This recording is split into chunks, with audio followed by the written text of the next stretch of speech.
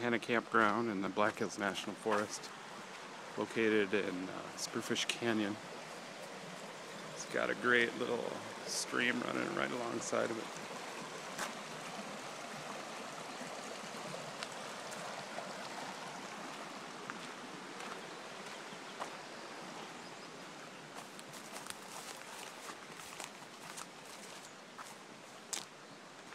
Tent areas on one side that you can camp in year-round.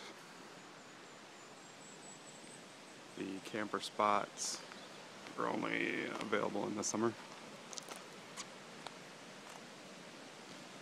All the spots are close to the stream.